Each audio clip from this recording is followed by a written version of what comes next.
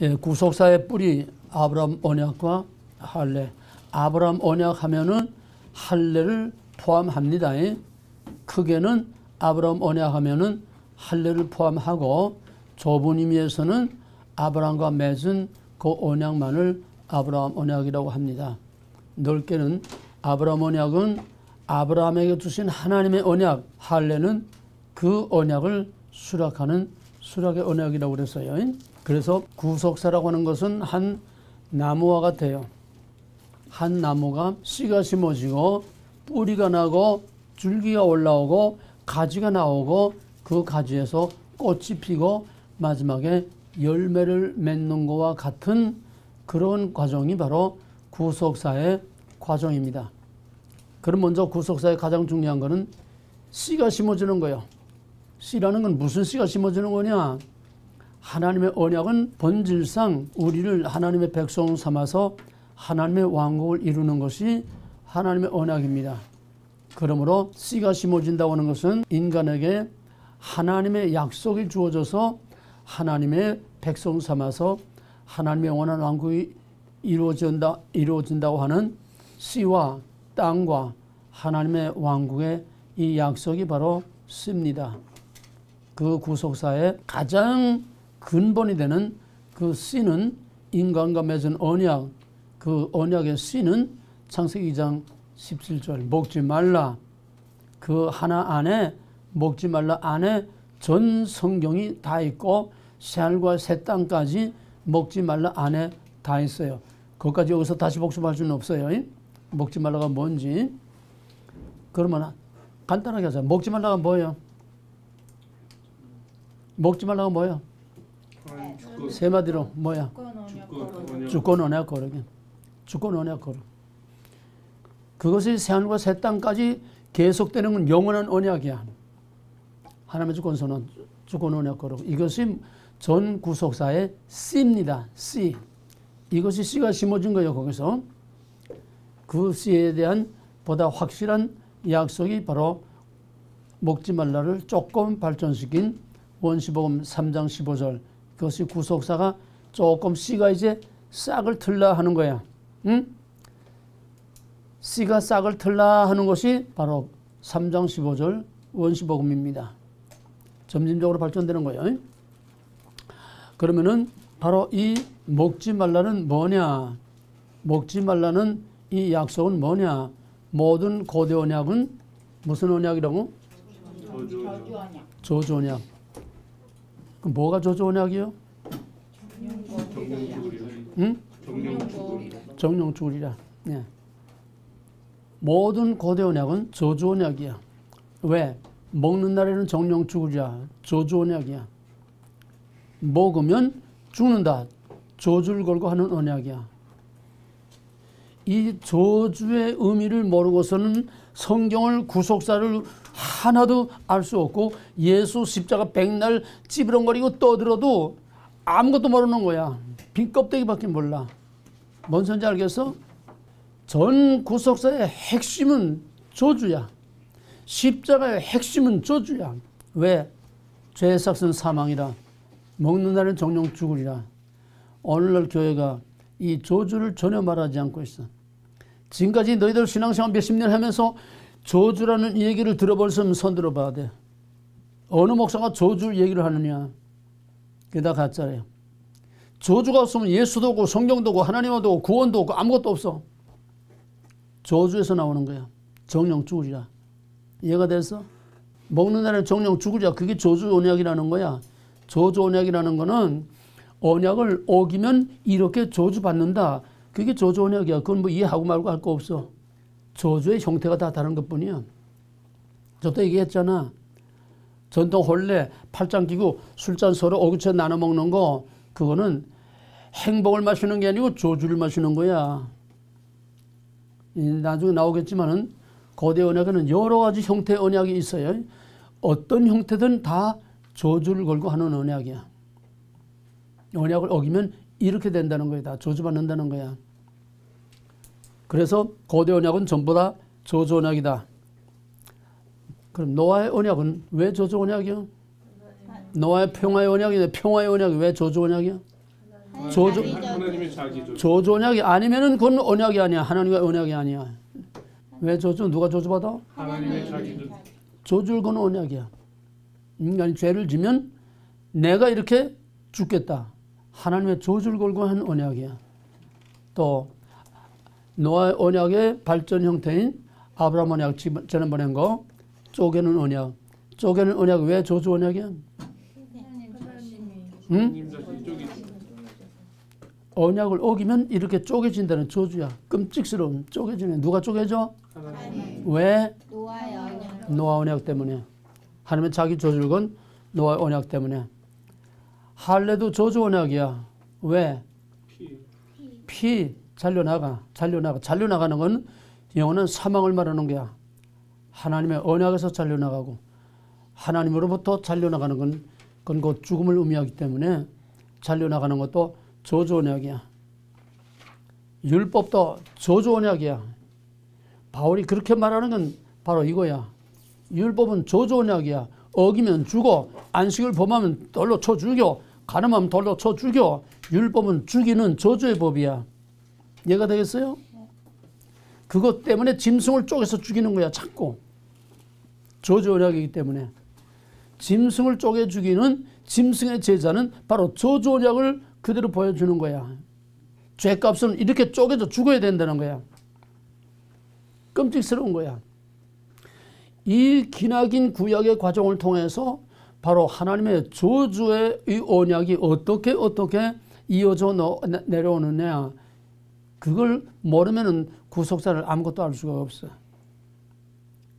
조주를 말하지 않고 어떻게 예수 십자가 복음을 말할 수가 있어? 조주를 말하지 않고 어떻게 하나님의 은혜와 사랑을 말할 수가 있어? 하나님의 은혜와 사랑은 조주를 통해서 나타나는 거야. 왜? 처음부터 하나님은 조주를 걸고 약속을 하셨어. 조주 없는 하나님을 생각할 수 없어. 그건 전부 다 새빨간 거짓말 가짜 하나님들이야. 하나님의 자기 조주를 걸고 약속하실 그 하나님을 조주를 빼놓고서 무슨 하나님? 은혜, 사랑, 복만 빌어? 구속사의 본질 중에 본질은 바로 조주 언약이야. 이 조주에 있는 거야. 이게 너는 오늘 평생 처음 들을 거야 아마. 짐승을 쪼개 죽이는 제사 전부 다 조주. 율법 다 조주 언약이야. 바로 이 조주 때문에 왜 이렇게 조주를 받느냐? 인간의 죄 때문에. 그러나 인간의 죄를 노아 언약과 아브라함 언약 때문에 인간의 죄값을 누가 조주를 받아? 하나님 조주를 받아. 그래서 하나님의 조주를 받기까지 그 과정을 짐승 제사로 대신하다가 결국은 그 조주를 누가 당하느냐? 하나님이 당하는 거야. 하나님이 자기 조주. 그게 바로 예수 십자가예요. 조주를 모르고 예수, 조주 모르고 십자가, 조주 모르고 구원, 그건 전부 다 빈 껍데기들이야. 그러나 모든 고대 언약은 조주 언약, 구속사는 본질상 조주 언약이라고 하는 거야. 이해가 되겠어요? 그 다음에 그런 언약의 뿌리는 그럼 뭐냐? 언약의 씨는 먹지 말라. 그 씨가 싹이 트는 거는 원시복음, 여자의 손에 뱀의 머리를 밝혔다고 하는. 그 다음에 그 언약의 뿌리는 뭐냐? 구속 언약의 뿌리는 아브라함 언약입니다. 계시가 발전된 거예요. 이 씨가 싹을 내고 이제 조금씩 자라서 뿌리가 나오는 거예요. 이제 아브라함 언약은 전 구속사의 모든 구속 원리의 뿌리입니다. 그러므로 이 아브라함 언약의 뿌리를 두지 않은 어떤 복음, 어떤 진리, 어떤 말씀도 이건 전부 다 빈 껍데기. 왜? 뿌리에서 잘려나간 가지. 장미가 아무리 아름다워도 뿌리에서 잘리면 그 순간에 죽은 거야. 아무리 갖다 꽂아서 아름다워도 그건 죽음이 진행되고 있는 거야. 뿌리에서 잘리는 순간 이미 죽는 거야. 그러면 어떤 하나님의 말씀이라고 하는 것도 어떤 신학이도 아브라함 언약에 뿌리를 두지 않은 것은 전부 다 생명이 없는 잘려나간 살았으나 죽은 가짜야. 오늘 전부 이 가짜들이 지금 판을 치고 있어. 아브라함 언약에 뿌리를 둔 아브라함 언약이 뭐야? 조주 언약이야. 쪼개지는 조주 언약이야. 거기에 뿌리를 두지 않은 예수 십자가가 무슨 십자가야 그게? 아브라함 언약 없이 예수 십자가가 어디서 나와? 예수 십자가의 뿌리는 아브라함 언약이야. 더 깊이 올라가면 그 씨, 정령 주의라 그 씨까지 올라가지만은 언약의 구체적인 형태로 말하면은 예수 십자가의 뿌리는 아브라함 언약에 거기 뿌리를 두고 있어. 아브라함 언약에 뿌리를 두고 있지 않는 그 예수 십자가는 전부 다 죽은 십자가, 죽은 예수, 빈 껍데기, 메마른 결이. 오늘날 이 뿌리 없는 신학, 뿌리 없는 복음, 뿌리 없는 진리, 뿌리 없는 말씀들이 세상을 이렇게 어지럽게 만들고 사람들을 다 헷갈리게 분별력을 다 이렇게 혼란스럽게 만드는 게 바로 뿌리 없는 죽은 나무 가지들을 흔들면서 사람들을 미혹하고 있어서 그래. 이건 기통창고야. 너희들이 교회에서 평생 몇십 년 동안 죽을 때까지 하얀 머리가 파뿌리가 되도록 죽을 때까지 믿어도 교회에서 절대 이런 말을 절대로 못 들어. 저주 없는 예수, 저주 없는 십자가 전부 다 가짜야. 그러면 모든 구속 언약의 뿌리가 아브라함 언약이면은 아브라함에게 하나님이 뭘 약속하셔서 아브라함에게 왜 쪼개는 언약을 가지고 약속을 하셨냐? 아니, 아브라함에게 약속한 약속의 내용이 뭐야? 뭘 약속했어? 왜 쪼개는 언약을 거기서 맺어서 창세기 15장에서 왜 쪼개는 언약을 맺어서 뭘 약속하려고? 응? 쪼개는 언약의 배경이 뭐야? 왜 쪼개는 언약을 아브라함과 맺었느냐 이 말이요. 하늘의 별과 바다의 금. 아브라함은 씨로 세상을 다스리게 했다는 거 아니에요? 창세기 15장 처음부터 나오는 게 뭐야? 내게 뭘 주려고 떠나왔습니까? 난 더 바라지 않습니다. 난 내 모성 저놈이나 죽지 않고 살았으면 좋겠습니다. 그러니까 아니다. 네게서 나온 자라야 약속의 씨가 된다. 하늘 쳐다봐라. 저 하늘의 무뼈를 셀 수 있나 봐라. 내가 너로 네 자손을 이와 같이 하리라. 나는 믿을 수 있습니다. 나는 하나님이 누군지 알고 믿을 수 있습니다. 그러나 내 후손들이 뭘 가지고 믿겠습니까? 내 후손들이 뭘 가지고 아브라함의 자손이 하늘의 별과 땅의 모래와 같이 되는데 뭘 가지고 믿겠습니까? 증거를 주시오. 그 말은 지금까지 창세기 12장 2절 이하에서부터 내가 너로 큰 민족을 이루게 하리라. 네 이름을 창대케 하리라. 지금까지 말씀으로만 약속했어. 13장에 와서도 너는 동서나 뭘 바라보라. 보이는 이 땅을 내가 너에게 주리라. 동서나 뭘 행하여 보라. 그 땅을 내가 너에게 주리라. 약속을 했어. 전부 다 이건 말씀의 약속이야. 말로만 하는 거야. 그러니까 15장에 와서는 세 번째 하나님이 또 똑같은 약속. 무슨 약속? 씨와 땅의 언약. 씨와 땅. 내 자손으로 이 땅을 차지하게 하겠다. 내 자손으로 이 땅을 다스리게 하겠다. 그러니까 세 번째는 아브라함이 하나님 자꾸 그렇게 말씀으로만 빈소리하지 마시고 내가 지금 나이가 몇 살인데 지금 내 자식도 없는데 무슨 하늘의 별과 땅의 모래와 같이 말씀으로만 하지 마시고 나는 믿지만은 내 후손은 뭘 가지고 믿겠습니까? 그러니까 내 후손도 믿을 수 있는 사인을 하라네. 사인. 서명식을 하자는 거야. 언약 체결 의식. 언약 체결 의식. 국제간에도 뭐 장관급이면 장관급 또는 뭐 대통령 국제간의 조약에도 제일 중요한 건 서명식이야. 서명 조인식. 응? 그걸 해야 언약이 빼도 박도 못하게 성립되는 거 아니야. 그러니까 이제는 증거를 우리 자자손손 후손에게 증거를 주십시오. 그러니까 그럼 이렇게 해라. 그게 쪼개는 언약이야. 쪼개는 언약은 아브라함만 맺은 게 아니고 그 후손 자자손손 그 쪼개는 언약이 계속돼. 그게 뭐지? 쪼개는 언약이 계속돼. 계속 쪼개는 걸 보면서 살아야 돼. 그게 뭐야? 짐승 제사가 쪼개는 셈. 짐승 제사가 쪼개는 그거를 그냥 자자손손이 보여주는 거야. 죄값은 이런 저주를 받아야 된다.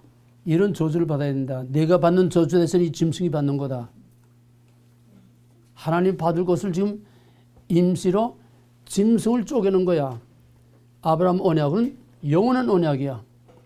계속돼. 계속. 자자손손이 계속돼. 쪼개는 언약은 자자손손이 그 자손 만대에 계속돼. 그래야 그 언약을 잊지 않지. 그럼 아브라함이 뭘 약속했다고? 왜 쪼개는 언약을 그 사인을 했다고? 씨와 땅. 씨와 땅, 씨와 땅. 씨와 땅을 약속하니까 왜 자꾸 말로만 합니까?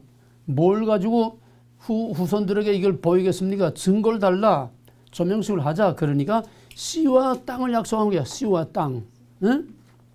그러면 그 씨와 땅을 약속하는 그 약속의 원리가 뭐냐 하면은, 언약의 원리가 뭐냐 하면은, 아브라함과 맺은 바로 그 쪼개는 언약의 원리는 뭐냐 하면은 종주 언약이야. 종주 언약. 아브라함 언약의 폼은 종주 언약이라는 거야. 종주 언약의 형태를 취했다는 거야. 그럼 종주 언약이란 뭐냐? 이건 달달 외워야 돼. 두고두고 죽을 때까지 외워야 되는 거니까 종주 언약이란 뭐냐? 그대로 읽어봐. 1번 시작. 종주가 공신의 아들을 자기 아들 삼아 자기 아들에게 땅을 하사하여 아들로 그 땅을 다스리게 하고. 다시 3번 반복 시작. 종주가 공신의 아들을 자기 아들 삼아 자기 아들에게 땅을 하사하여 아들로 그 땅을 다스리게 하는 것. 또 종주가 공신의 아들을 자기 아들 삼아 자기 아들에게 땅을 하사하여 아들로 그 땅을 다스리게 하는 것. 한 번 더. 종주가 공신의 아들을 자기 아들 삼아서 자기 아들에게 땅을 하사하여 아들로 그 땅을 다스리게 하는 것. 자, 3단계로 나누어서 이제는 햇바닥으로만 외지 말고 완전히 그 이미지로 첫째, 둘째, 셋째. 다 같이 시작. 종주가 공신의 아들을 삼아 그 아들을 땅을 하사하여 아들로 그 땅을 다스리게 하시리라. 예. 종주가 봉신, 말하자면 식민지, 속국의 아들을 자기 아들을 삼아서 자기 아들에게 그 땅을 주어서 그 땅을 자기 아들로 다스리게 하는, 이게 고대로부터 내려오는 종주 언약입니다. 쪼개는 언약이나 할례나 또 이 종주 언약이나 전부 구약의 모든 계시는 그 당시 모든 근동아시아 에덴 동산 이후에 모든 사람들이 다 익히 알고 있는 풍습과 그런 형태를 하나님의 계시의 도구와 수단으로 활용을 한 겁니다. 그래야 모든 사람들이 그 의미를 다 알 거 아니에요. 다 잘 알고 있는 형태를 계시 수단으로 사용했다는 거예요. 그럼 쪼개는 언약도 아브라함과 그 쪼개는 언약을 맺기 이전에 벌써 사람들이 언약의 체결 형식을, 그런 언약의 체결 형식을 생활화 습관화하고 있다는 거예요. 이미 알고 있다는 거예요. 할례도 마찬가지. 이건 할례 가서 얘기하겠고. 그러니까 이 종주 언약이라는 건 바로 그런 언약의 또 하나의 형태인데, 그건 뭐냐 하면은 종주국의 왕이 자기 속국의 그 왕의 아들을 자기 아들 삼아서 자기 아들에게 그 땅을 주어서 그 땅을 자기 아들로 다스리게 하는 거야. 이 의미를 잘 파악을 해야 돼. 자, 좀 더 쉽게 이제 사무엘하 7장에 오게 되면은 다윗이 하나님의 성전을 지어드리겠다고 하니까 나단 선지가 잘 생각했습니다. 좋습니다. 근데 그날 밤에 여호와께서 나단 선지에게 아니다. 다윗이 내 집을 지을 것이 아니라 내가 다윗의 집을 지어줄 것이고, 내가, 하나님은 종주야, 다윗은 동신이야, 하나님 통치 밑에 있으니까 내가 종주가 다윗의 아들을, 봉신의 아들을 내 아들 삼아서 내 아들에게 땅을 주어서 내 아들이 그 땅을 다스리게 하겠다. 이게 다윗 언약이야. 전형적인 종주 언약입니다.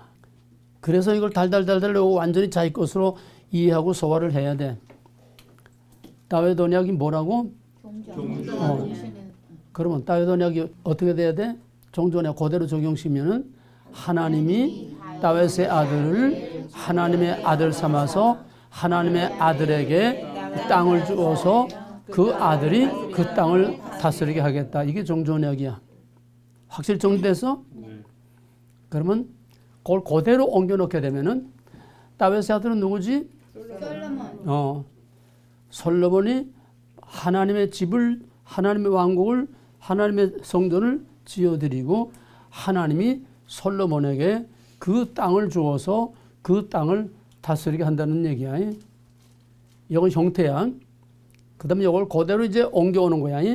신약 시대로 오게 되면 하나님이 예수를 자기 아들 삼아서 예수님에게 그 땅을 주어서, 이건 정치적인 땅이 아니라 영적인 거지. 땅을 주어서 내 아들이 내 그 땅을 다스리게 하겠다. 이게 다윗 언약이 그대로 예수 그리스도를 통해서 성취되는 겁니다. 이해가 되겠어요? 이게 정조 언약이야. 그러면은 거꾸로 다시 정리하는 의미에서 정조 언약의 시발과 발단이 뭐냐? 최초의 아담과 맺은 언약이야. 거기는 뭐 아담의 아버지가 없으니까 아담을 내 아들 삼아서 내 아들에게 이 땅을 주어서 내 아들이 이 땅을 다스리게 하겠다. 이게 정조 언약이야. 그게 뭐지? 에덴 동산. 에덴 동산. 그게 뭐야? 구체적으로 성경이 얘기를 해봐. 언약의 땅. 하나님이 어떻게 아담에게 그 땅을 줘서 그 땅을 다스리게 하겠다고 했어? 이마우데이 모든 걸 다스리라고. 종교 언약. 하나님이 언제 아담에게 땅을 줘서 아담으로 그 땅을 다스리게 하는 그게 뭐야? 언약 밖에서 언약 안으로 응? 데리고 와서 응? 언약 밖에서 언약 안으로 동산을 그래서 데리고 와서 그 안에서 그 시산에 모든 만물을 이름 짓고 하는 거 다스리는 거잖아요. 그렇지. 노아의 방. 1장에서는 생육 본성 충만하고 정복하고 다스리라. 거기는 아직 계시의 점진성 때문에 구체적인 프레임이 다 완전히 나오지 않았지만은 그 속에 감추 있는 것은 아담을 창조한 목적이 1장 26절에 보게 되면은 우리의 형상을 따라 남자와 여자를 만들어서 이 모든 것들을 다스리게 하자. 이게 창조의 목적이야. 그러면 아담을 하나님의 아들 삼아서 이 땅을 다스리게 하기 위해서 아담을 창조하신 거예요. 이게 1장 26절 이하 28절까지 생육 본성 충만하라. 땅을 다스리게 하라. 그 다음에 에덴 동산에서 먹지 말라. 나는 너 해는 너는 내 백성, 내 에이전트. 그래서 이 모든 걸 다스리라. 그 왕의 대관식이 모든 짐승들이 그 앞으로 지나가게 하고 이름을 지어준 거 다스리게 한 거야. 아담 언약은 종조 언약이야. 아담을 하나님의 아들, 하나님의 백성 삼아서 아담에게 그 땅을 주어서 아담으로 하여금 그 땅을 다스리게 하신 거. 이게 종조 언약의 원뿌리의 발단입니다. 그 다음에 아브라함 언약을 하게 되면은 아브라함과 맺은 언약이 아니야. 엄밀히 말하면 너와 네 자손에게 맺은 거야. 응? 내 자손, your children, 내 아들을 내 아들 삼아서 내 아들들을 내 아들 삼아서 내 아들에게 이 땅을 주어서 내 아들이 이 땅을 다스리게 하겠다. 내 아들은 뭐야? 이스라엘 하나님의 백성을 말하는 거야. 이해가 되겠어요? 그것이 솔로몬에 와서는 솔로몬의 아들을 내 아들 삼아서 아니야 다윗의 아들을 내 아들 삼아서 내 아들에게 이 땅, 이 나라를 주어서 내 아들이 이 나라를 내 나라를 다스리게 하겠다.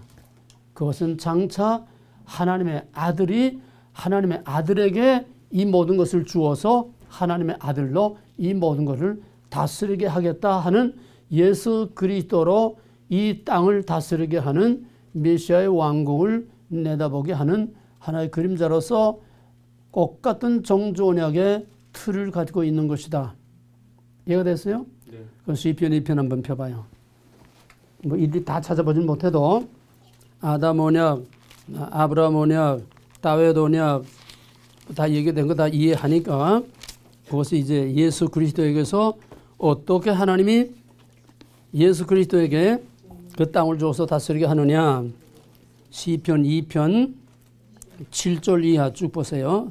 6절부터 다 같이 내가 나의 왕을 내 거룩한 산 시온에 세웠다 하시리로다. 내가 영을 전하노라. 여호와께서 내게 이르시되 너는 내 아들이라. 오늘날 내가 너를 낳았다. 내게 구하라. 내가 열방을 유업으로 주리니 내 소유가 땅끝까지 이르랴. 자여가 잘 봐. 너는 내 아들이라. 오늘날 내가 너를 낳았도다. 내 아들 내게 구하라. 내가 열방을 유업으로 땅을 내 아들에게 주겠다는 거야.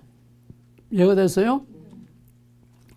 땅을 내 아들에게 주어서 내 아들을 땅 끝까지 철장을 가지고 이 땅을 다스리겠다. 그리스도 메시아의 영적인 통치권을 말하는 겁니다. 그리스도 메시아의 장차 나타날 영적인 메시아의 왕국, 메시아의 통치권을 나타내는 이게 신약이에요. 그 이하에서는 이제 10절부터 끝까지 그런즉 군왕들아 너는 지혜를 얻으며 세상의 관원들아 교훈을 받을지어다. 여호와를 경외함으로 섬기고 떨며 즐거워할지어다. 그 아들에게 입맞춰 누구에게? 왜? 그 아들의 아들이 온 세계 온 땅을 아들이 다스리니까 아들의 통치를 받아들이라는 거야. 내 아들의 통치를 받아들이라는 거야. 그렇지 아니하면 진노하심으로 너희에게 길에서 망하리니 그 진노가 급하심이라. 여호와를 의뢰하는 자는 다 복이 있도다. 자, 다윗이 먼저 하나님이 다윗에게 맺은 그 언약을 바탕으로 해서 다윗의 아들에게 그 나라를 주어서 다윗의 아들이 그 나라를 다스리게 하시는 다윗 언약이 앞으로 어떻게 성취될까 하는 것을 다윗은 여기서 미리 다윗은 미리 그것이 장차 하나님의 아들 예수 그리스도께서 온 땅을 다 다스릴 거를 다윗은 미리 내다보았어요. 그래서 다윗은 선지자입니다. 이해가 되었어요? 또 다윗이 선지자라는 증거가 뭐야? 시편 22편 나의 하나님이여 나의 하나님이여 어찌하여 나를 보셨나이까?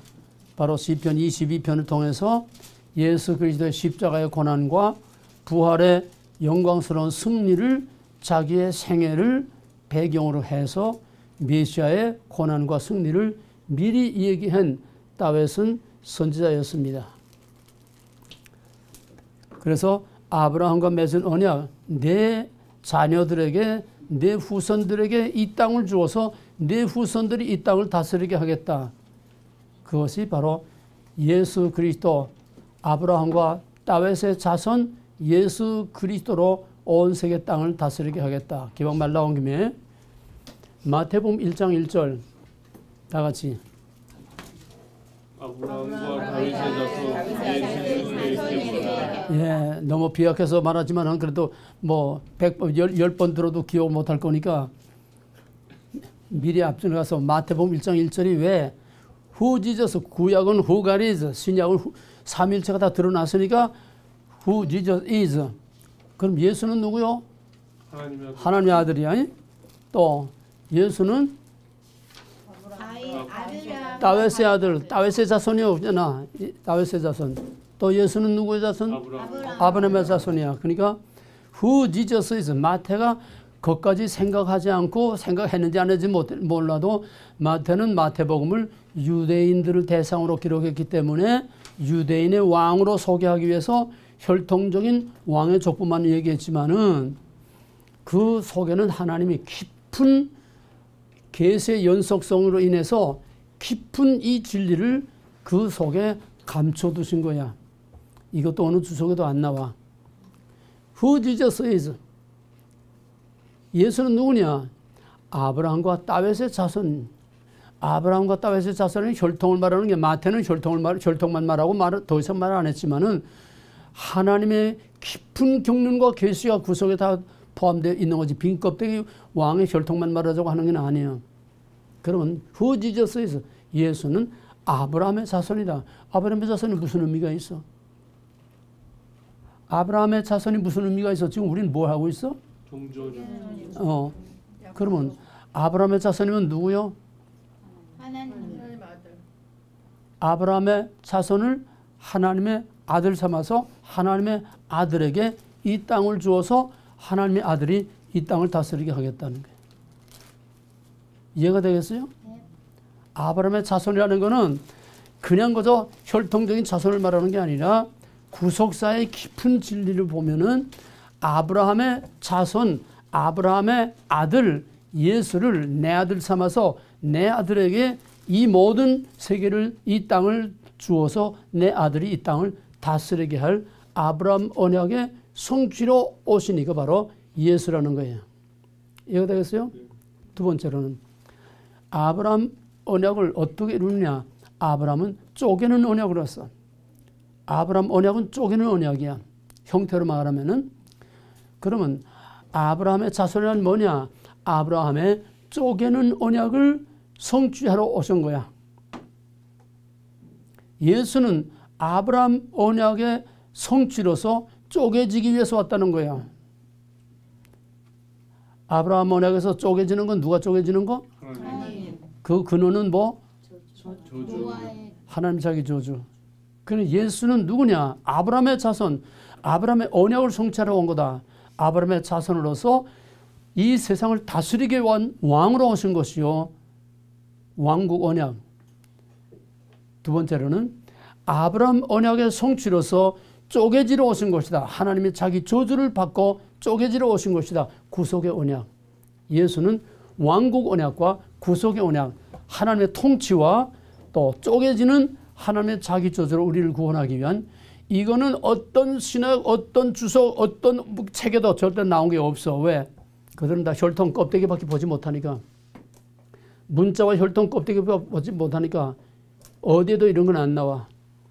지구상에 하나밖에 없는 여기서밖에는 들을 수 없는 거야. 이해가 되겠어요? 이건 이창구의 해석이 아니야. 인간은 성경을 해석할 권리도 자격도 지혜도 권위도 능력도 주신 일이 없어. 성경은 하나님이 계시하셨고 하나님이 해석하는 거야. 하나님이 그 속에 해석을 다 담아놨어. 오직 성령의 비추만 받고 해석의 열쇠와 원리, 하나님이 주신 열쇠와 원리를 가지면은 저절로 성경을 다 해석하게 돼 있지. 여기에 내가 무리하게 인위적으로 해석한 게 하나도 없어. 성경 자체를 그냥 그대로 이야기하면 그대로 다 성경 자체가 해석을 끌고 나오는 거야. 이해가 되겠어요? 종조언약이라는 거는 이렇게 깊은 의미를 가지고 있는 거다. 다시 한번 종조언약 다 같이 시작. 종주가 미신의 아들을 자기 아들 삼아 자기 자기 아들에게 땅을 아들로 자, 그러면은 why 하나님이 아브라함에게 왜 땅과 씨를 이렇게 약속하고 왜 이런 약속을 하셨냐? 지금까지 그런 게 없었는데 왜 여기 와서 갑자기 없던 일이 여기서 생겨나? 왜 아브라함과 이런 언약을 맺어? 왜 씨와 땅의 언약을 왜 맺어야 돼?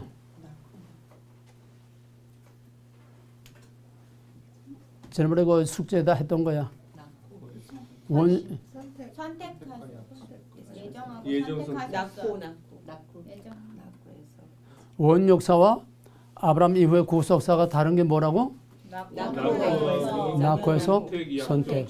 낳고에는 언약이 없어. 선택이 없고 언약이 없고 언약이 없으니까 뭐가 없어? 언약을 지킬 책임이 없어. 책임이 없으니까 훈련도 없어. 그냥 그래서 정령 죽으리라 이거밖에 없어.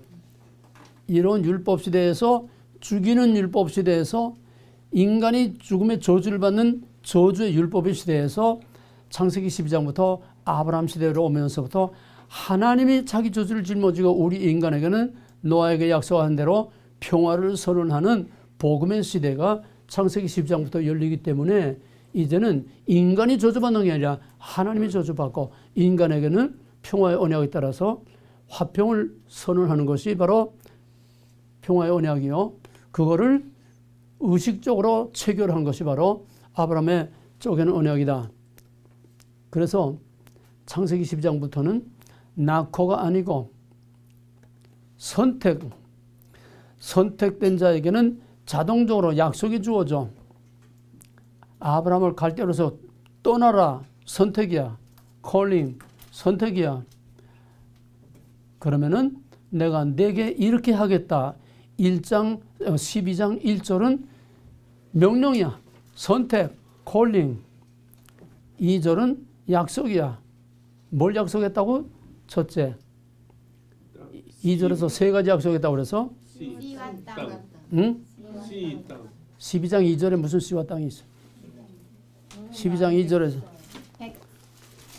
내 민족을 창대케 하겠다. 씨의 언약이야. 내 민족을 창대케 하겠다. 그럼 내 이름을 창대케 하겠다. 너로 큰 민족을 이루겠다. 그럼 내 이름을 창대케 하겠다. 그 다음에 세 번째는 세 번째는 복의 근원. 복의 근원. 땅의 모든 족속이 너를 인하여 복을 받겠다. 구속 언약이야. 구속 언약. 하나님의 복의 통로, 구원의 통로, 언약의 통로, 아브라함을 통해서 땅의 모든 족속들이 구원을 얻게 되고 하는 약속이 주어져. 그 다음에 3절에서는 약속에는 보증이 따라. 보증. 보증이 없는 약속은 믿을 수가 없어. 보증이 따라와야 돼. 그 보증이 뭐지? 3절에서 보증이 뭐야? 땅의 모든 족속이 너로 인하여 복을 얻고 있어야. 그 다음에 저주하는 자에서 아니 성경을 보고도 몰라. 너를 축복하는 자의 복을 약속에 대한 보증이 뭐냐고.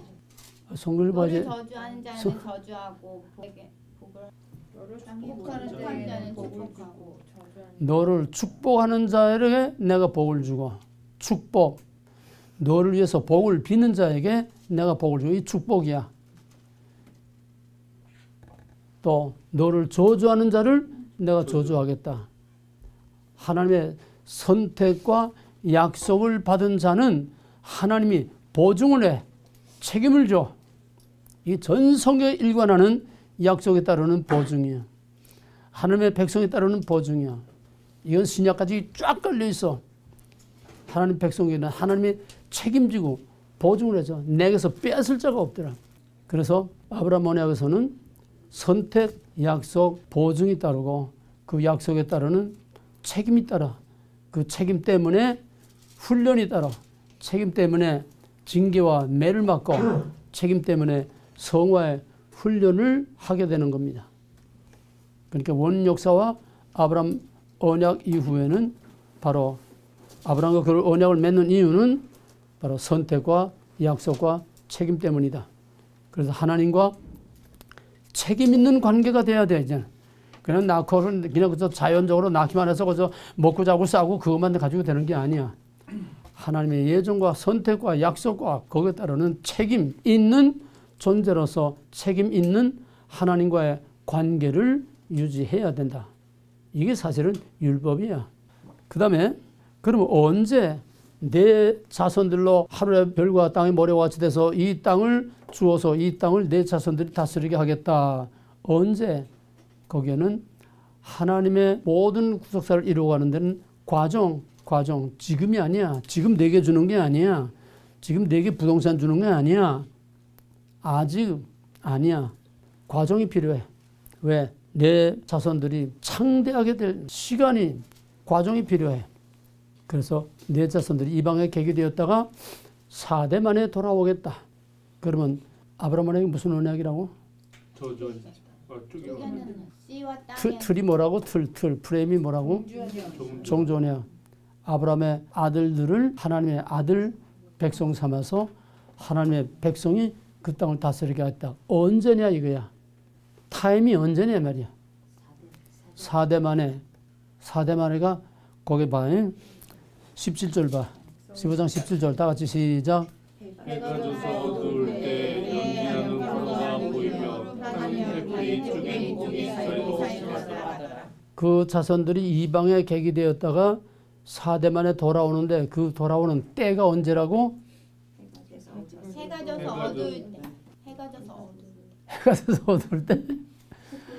이방에 계기되었다가 4대 만에 돌아올 때가 언제냐고. 이 땅을 차지할 때가 언제냐고. 400년대. 백성의 하나님의 수가 찰 때, 백성의 수가 꽉찰 때, 이 땅의 백성의 죄가 관영할 때, 그건 뭐냐? 심판할 때가 꽉 차야 된다는 거야. 이게 아브라함에게 성취되는 때입니다. 이게 하나님의 백성들이 이 땅을 차지하게 되는 승리의 그 날이 되는 거예요. 그 뭐냐? 그 백성에게는 심판의 때요, 자기 백성들에게는 그 땅을 차지하는 때야. 이해가 되겠어요? 자기 백성에게는 아브라함 언약이 성취돼서 그 땅을 차지할 때요. 구원의 때야. 구원의 때. 또 그 땅 백성들에게는 심판의 때야. 구원의 때와 심판의 때가 딱 맞아떨어져야 바로 그 언약이 성취되는 겁니다. 심판의 때는 뭐라고? 죄가 죄가 꽉 찰 때, 죄가 가져갈 때. 죄가 꽉 찰 때, 목구멍까지 꽉 찰 때, 하나님은 그냥 어정쩡하게 그냥 잔소리하고 그냥 따라다니면서 잔소리하는 그게 아니야. 기다리고 참고 죄가 꽉 찰 때까지 하나님은 참고 기다리시는 거예요. 그게 언제? 죄가 꽉 찼을 그게 언제? 심판에. 그게 언제? 심판의 때. 그게 언제? 땅이라는 지금. 죄악인 것 그게 언제? 지금 지금 곧. 더 이상은 놔둘 수 없을 만큼 지금 꽉 찼어. 그 샘플이 뭐? 대한민국. 또 하나는 두 가지가 딱 맞아 떨어져야 돼. 이게 어기치고 빗나가면 아직 때가 안 된 거야. 그게 맞을 때까지 딱 똑같이 수평으로 맞을 때까지 하나님 기다리시는 거야. 네? 죄가 아직 덜 됐던지 또 하나님의 백성의 수가 아직 다찰 때. 하나님 예정 선택한 자들이 수가 다 차지 못했으면 그 맞을 때까지 하나님 기다려. 지금 아슬아슬한 그 순간이야 지금이. 이해가 되겠어요? 하나님의 백성의 수가 찼을 때, 이 땅의 죄악이 꽉 찼을 때, 그때가 내 백성이 와서 이 땅의 백성들을 다 진멸하고 이 땅을 다스리는 종주언약, 아브라함과 맺은 종주언약, 아브라함의 자손을 내 자식 삼아서 내 자녀들이 이 땅을 다스리게 하겠다고 하는 아브라함의 언약이 성취되는 때가 바로 그때다. 이거는 깊이 새겨도 종말의 모델이냐. 그럼 주님이 언제 오실까? 곧 주님이 언제 오셔? 때가 죄가 찼. 지금 백성의 무슨? 수가 찰 때, 죄가 가동할 때. 그렇지. 백성의 수가 찰 때, 이 땅의 죄악이 꽉 찰 때. 로마서 11장 펴봐. 로마서 11장 25절 26절 11장 25절 26 다 같이 형제들아 너희가 스스로 죄 있다 함을 면기 위하여 이 비밀을 너희가 모르기를 내가 원치 아니하노니 이 비밀은 이방인의 충만한 수가 들어오기까지 이스라엘의 더러는 완악하게 된 것이라. 그리하여 온 이스라엘이 구원을 얻으리라. 구원자가 시온에서 오사. 그러니까 이방인의 때가, 이방인의 수가 찰 때가 하나님의 백성이 꽉 찰 때야. 그 때에 유대인의 남은 자들이 구원을 얻게 되고, 이방인의 수가 차고 유대인의 남은 자가 구원을 얻는 그 때가 꽉 차면은 그때 주님 오시는 거예요. 그거하고 이 세상의 죄가 꽉 차는 거하고 맞아 떨어지는 순간, 지금 유대인의 남은 자들이 지금 계속 속속 들어오고 있어요. 메시아닉 주. 이제 끝판이야. 이방인은 이제 들어올 사람 다 들어와서 이방인의 수는 이제 다 차서 이제 마지막 이스라엘의 남은 자, 유다의 남은 자들만 이제 그 수가 차면은 하나님의 백성의 수가 꽉 차는 거야. 이 세상의 죄는 아마 벌써 다 꽉 찼을 거야. 지금 요 숫자 채우는 거 요즘 기다리는 거야. 아브라함 언약은 종주 언약이고, 그때는 백성의 수가 찰 때와 죄악이 꽉 찰 때다. 언약 형식은 쪼개는 언약과 수락하는 언약 할례. 그럼 쪼개는 언약의 근거는 하나님의 자기 저주, 피가 있는 하나님의 자기 저주. 쪼개는 언약의 발전의 형태는 이미 다 훑어놓은 거. 예, 언약의 나무, 그다음에 언약의 씨가 심어지고 뿌리가 줄기가 꽃이 피고 열매를 맺고 계속 자란다고 그래. 씨란 뭐냐? 정령 죽으리라 먹지 말라. 그다음에 뿌리는 아브라함 언약이 뿌리고, 줄기는 구약의 제사 율법 시대, 이게 줄기야 계속 자라는 거고, 그다음에 꽃은 바로 십자가로 그 가지에서 꽃이 폈고, 그 십자가에서 예수님이 꽃이 폈다가 그 꽃이 쓰러진 거기에서 맺어진 열매가 바로 우리의 구원이라는 겁니다. 아브라함에게 쪼개는 언약과 할례가 오늘 우리에게 어떤 의미를 갖느냐? 결국은 주권 언약 백성, 하나님 누구며 나는 누구며 하나님과 나와의 관계는 무엇이냐? 이게 계시록이야. 계시록은 다른 거 없어.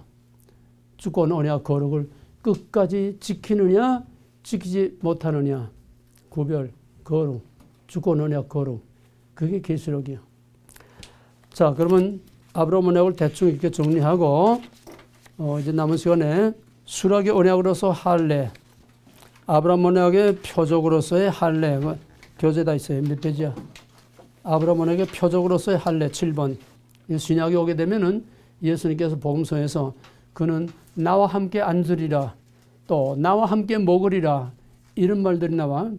이거는 예수님과 함께 앉다, 예수님과 함께 먹다, 또 잔치, 그건 전부 다 영원한 하늘 잔치를 말하는 겁니다.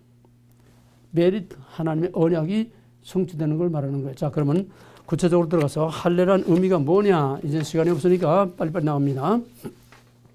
할례란 의미는 첫째로 표시입니다. 표시.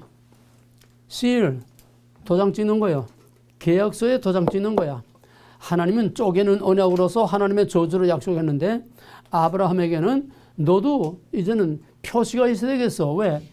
쪼개는 언약을 할 때는 하나님이 아브라함에게 내가 너희의 죄값을 내가 다 짊어지고 내가 이렇게 쪼개지겠다. 비장한 각오라고 쪼개진 햇불 사이로 하나님이 지나가시는데 아브라함은 그 사이로 지나가자고 하지 않았는데 뭐냐 그러면 너는 눈에다가 새겨놔라. 눈에다가 도장을 찍어놓으라 말하니 이 광경을 눈에다 도장을 찍어놔라. 영원히 잊어질 수 없고 지워질 수 없도록 눈에 도장 찍어놔라. 그런데 사람이 눈에 도장 찍은 거는 금방 잊어버려 돌아서면. 응? 그러니까 금방 돌아서서 물론 시간이 많이 갔지만은 여자의 말을 듣고서 여보 당신 이제 하늘만 쳐다보다가는 이제는 세월 다 놓치겠어. 이제 다 늙었는데 저 애굽에서 내가 나올 때 달고 나온 새파란 내 몸종 하가를 내가 빌려줄 테니까 씨바지로 빌려줄 테니까 오늘 밤 씨를 받으시오.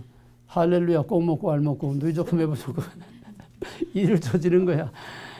제째 그 여자 말 듣고 또 이 여자 말 듣고 아브라함이 얼씨구나 했다가 거기서 원치 않는 이스마엘이 나와가지고 집안 싸움이 일어나게 되고 여기서 두 민족이 갈라지게 되고 오늘의 역사의 비극, 중동의 이런 비극이 여기서부터 이제 발달이 나오게 되는 거예요.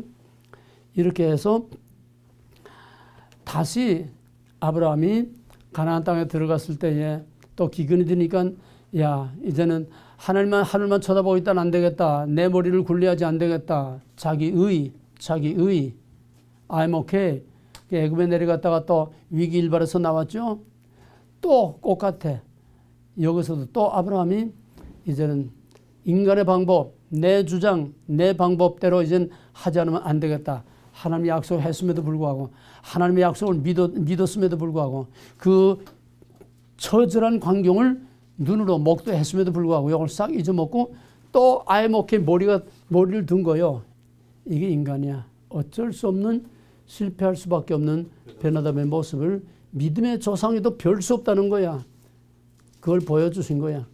그러니까 쪼개는 언약에 대한 아브라함이 그 언약에 대한 실패로 인해서 하나님께서 안 되겠다. 이제는 눈도장만 가지고는 안 되겠다. 왜? 눈도장은 그냥 사라져버리는 게 안 되겠다.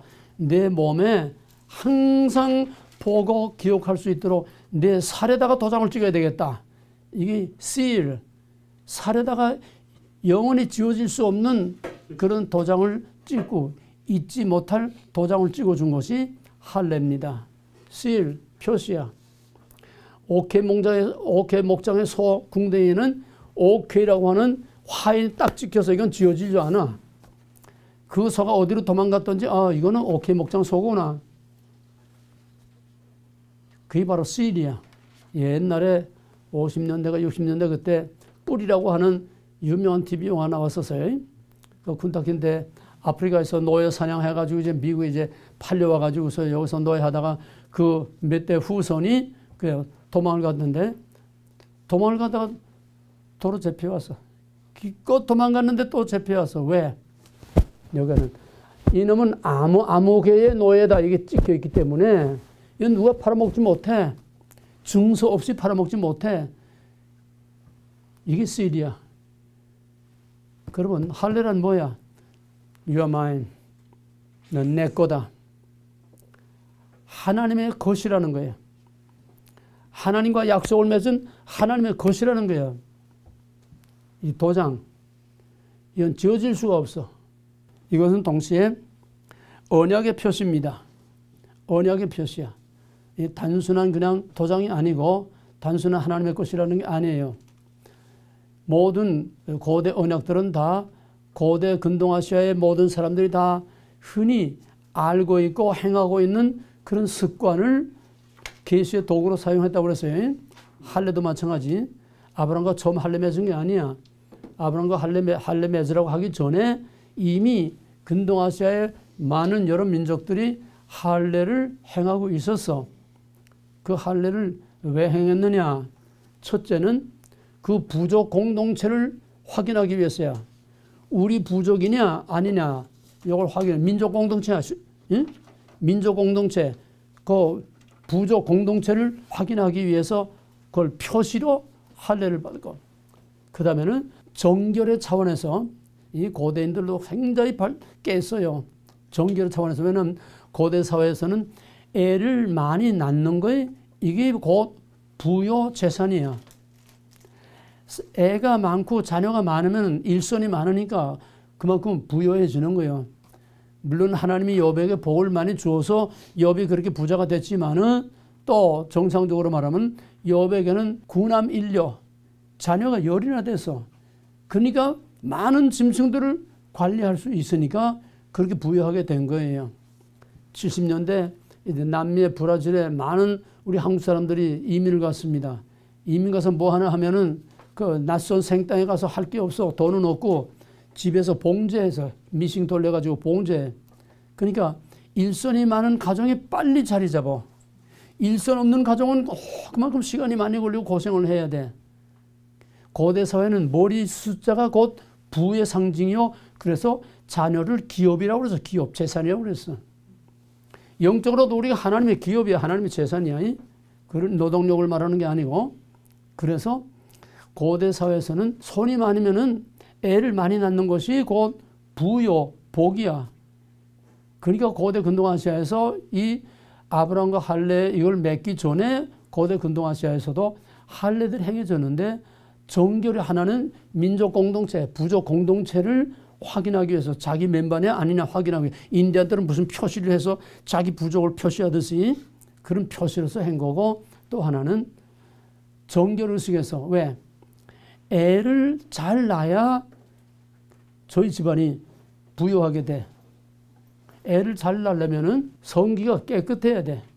정결해. 그래서 남자들에게 할례를 행한 겁니다. 할례라는 건 포경수술이요. 포경수술 안 하면 껍질이 이렇게 커가지고서 그 안에 그냥 오만 지저분한 균이 많이 끓이게 되니까 그걸 잘라버려서 균이 끼지 않게 지금 포경수술 하지만은 옛날에도 그런 할례를 행했다는 거야. 그래서 남자의 성기가 깨끗해야 여자가 부인병 걸리지 않고 애를 잘 낳아서 민족이 이제 번성하게 되니까 그런 정결의 의식에서 이방 민족들에게 이미 할례들을 많이 행하고 있은 거야. 이 방법을 의미를 바꾸어서 하나님의 언약의 표시로서 이렇게 한 거야. 그러니까 유대인들은 이런 언약의 할례의 깊은 의미를 다 잊어버리고 다 희석돼서 날아가 버리고 오직 할례를 이스라엘 공동체라고 하는 이방 민족과 마찬가지로 민족 공동체에 그거를 확인하는 그거로서 할례를 그렇게 생각하고 있었어요. 무슨지 알겠어요? 여러분 해버리기 영화라도 봤지만은 우리 유대인이 되는 거는 이방인도 할례를 받고 유대교로 개종하면은 똑같은 유대인으로 피가 달라도 똑같은 유대인으로 우리가 받아주겠다. 할례라는 것이 민족 공동체의 표시로 이렇게 생각하게 된 겁니다. 유대인들이 지금. 그러니까 마태복음 3장 9절에서 세례 요한이 너희가 아브라함의 자손인 것을 자랑하지 말라. 하나는 이 돌들로도 하나님의 자손이 되게 하리라. 할례 받았다고 하나님의 자녀라고? 그건 민족 공동체, 이스라엘 공동체, 유대 공동체를 말하는 게 아니라는 거야. 이스라엘은 민족 공동체가 아니고 혈연 공동체가 아니고 이스라엘은 언약 공동체야. 할례란 언약의 표시로서 하나님의 것이라고 하는 언약의 표시지 민족 표시를 하는 그런 내셔널리즘이 아니라는 겁니다. 그래서 이스라엘은 언약 공동체요. 바로 창세기 11장에서 할례를 행하되 내 자녀만 아니라 내 집에 같이 사는 종이든지 지나가는 객이든지 모든 남자들은 다 할례를 받으라. 할례를 받음으로 하나님의 것이라고 하는 하나님의 백성이라고 하는 언약 공동체의 일원이 된다는 것을 확인하는 언약의 표시라는 겁니다. 그 다음에 세 번째로 할례는 뭐냐? 자르는 언약. 뭘 잘라? 양피를 잘라. 꼬치의 끄트머리 가지고 양피를 잘라. 그 양피를 자르는 건 뭐냐? 그건 첫째로 피의 언약입니다. 양피를 자르면 피가 나와. 출애굽기 4장 보게 되면은 하나님께서 모세를 보내니까 모세가 할 수 없이 이제 끙끙거리면서 이제 애굽으로 내려가다가 느닷없이 하나님께서 모세를 그냥 쳐 죽이겠다고 그래서 밑도 끝도 없이 그냥 설명도 없고 상황도 없고 그냥 밑도 끝도 없이 하나님께서 모세를 쳐 죽이겠다고 그래서 그러니까 모세 아내 시보라가 재빨리 그 뜻을 깨닫고서 그 자리에서 모세 아들 게르솜의 아들의 바지를 벗기고 모세와 같이 가던 그 모세 아들을 할례를 행함으로써 죽음을 면해서 그 잘라낸 피 묻은 그 애의 꽃이 그 모세 앞에 던지면서 이는 피의 남편이라 이 피가 우리 남편을 살렸다. 그런 사건이 있었어요. 뭐 거기다 설명을 생략하고 그렇게 할례를 행하는 것은 하나의 정결의식으로도 행했고 이방민족이 정결의식을 행하는 것처럼 또 자르면은 피가 나와. 피는 생명이요. 그건 뭐냐? 피를 흘리면 몇 방울을 흘렸던 피를 흘린 거는 그 생명이요 죽음을 의미하는 거야. 이미 이건 피를 흘렸다고 하는 것은 나는 죽었고 이젠 하나님의 것이라는 거예요. 그 다음에는 자르는 거. 자르는 거는 언약을 어기면은 이렇게 잘려 나간다는 겁니다. 그 다음에 이건 언약의 표시로서 구별을 의미하는 거예요. 그 다음에는 남근을 잘라라. 남근을 잘라라. 할례는 고추의 끄트머리 가죽을 자르는 거지만은 엄밀히 말하면은 이거는 남자의 근본을 자르는 거나 같아. 상징. 남자의 근본을 자르는 거야. 남자의 주권을 자르는 거야. 남자의 남자됨을 자르는 거야. 이건 뭐냐? 인간의 자기의, 인간의 자기의 이거를 잘라내는 걸 말합니다. 이걸 바울식으로 표현하면 내가 내 정과 역을 그리스도와 함께 십자가에 못 박여 죽었나니 인간의 주권, 인간의 권위, 인간의 자기 주장, 인간의 자기의 이걸 다 자르고 포기하는 그래서 하나님과 언약의 관계를 맺는 것을 의미합니다. 그 다음에 뛰어넘어서 8번 할례는 대표성의 원리다. 무슨 말이냐? 할례는 남자에게 합니까? 여자에게 합니까? 남자에게. 왜 여자는 하나님 백성 아닌가? 여자도 하나님 백성인데 여자에게도 할례를 행해야 되잖아. 성경의 고대 사회에서는 여자는 또 자녀들은 그 아버지의 소유물입니다. 심하게 말하면 소유물이에요. 아버지는 그 자녀를 빚쟁이한테 넘겨줄 수도 있고 빚쟁이한테 팔아먹을 수도 있고 자기 아내를 또 팔아먹을 수도 있고 살리고 죽이는 권한이 무슨 떡거려 살리는 생사의 권한이 아버지에게 있어. 여자는 그냥 부속품이야. 부속물이야. 소유물이야. 그걸 건전하기 위해서 말하면 대표성의 원리입니다. 자녀들이나 또 아내들은 대표성의 원리로 남자로 대표되는 거예요. 그러니까 남자가 할례를 받음으로써 여자는 할례를 받은 하나님의 백성으로 같이 간주되는 겁니다. 남자에게만 할례를 행하는 거는 이거는 대표성의 원리 때문에 그 안에 다 포함되는 거다.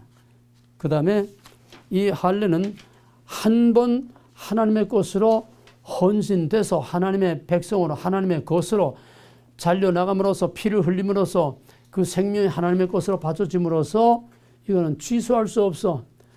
할례 받은 것을 지워버릴 수 없고 취소할 수 없어. 이건 영원히 기념되는 영원한 언약입니다. 그래서 창세기 17장 7절에서 이는 영원한 언약이라고 그랬어요. 할례를 행하라. 이는 영원한 언약이라. 왜? 하나님의 것이 한 번 되면은 누구도 빼앗을 자가 없고 절대로 빼앗기지 않고 기밥하고 포기하고 내몰라를 하지 않고 한 번 하나님의 것으로 인쳤으면은 영원히 하나님의 것이 된다고 하는 바로 궁극적 구원 견인교리의 근거가 되는 겁니다. 그 다음에는 정화와 심판의 의미. 10번 정화. 할례 의식을 행함으로써 이것은 정결의식, 성결의식으로 요한복음에서 예수님이 안식일에 병자 고친 것을 시비하니까 이걸 안식일에 할례를 행하지 않느냐, 안식일에 할례 행하는 것을 정결케 하는 거다. 병 고치는 거, 안식일에 병 고치는 거나 안식일에 할례를 행하거나 다 더러운 병에서 깨끗게 하는 거나 더러운 이것을 잘라서 정결케 하는 할례나 또 똑같은 정결의식으로 예수님이 해석한 겁니다.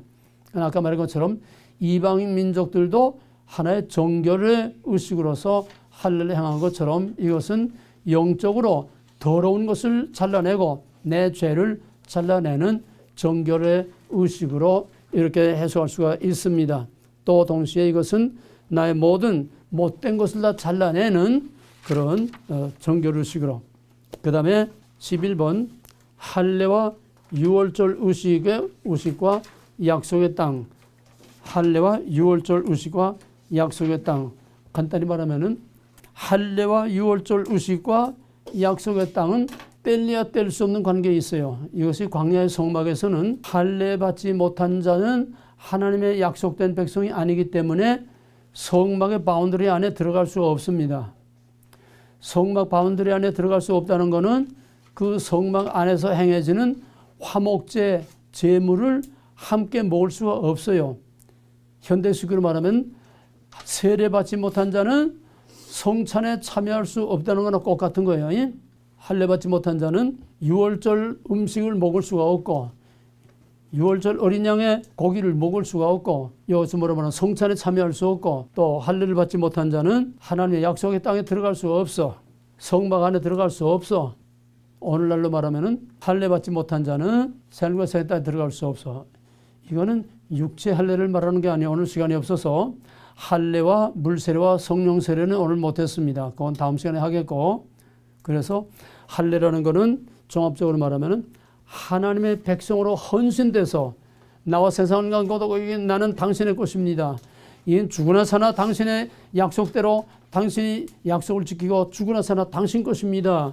하나님의 것으로 헌신된 하나의 증거요, 표시요, 약속이요, 또 하나님의 백성이 됐다고 하는 인을 친 겁니다. 하나님께서 책임지고 보장하겠다고 하는 하나님의 선택과 약속에는 보증이 따른다고 그랬어요. 바로 이 할례로서 영원히 하나님의 백성으로서 버리지 않고 빼앗기지 않겠다고 하는 하나님의 약속에 보증이 되는 겁니다. 오늘 그냥 서둘러서 그냥 엉겁지고 빨리빨리 시간이 없어 왔지만은 다음 시간에 할례와 세례와 물세례와 성령 세례가 어떻게 다르고 어떻게 같으냐, 그걸 다음 시간에 다시 종합정리하겠습니다.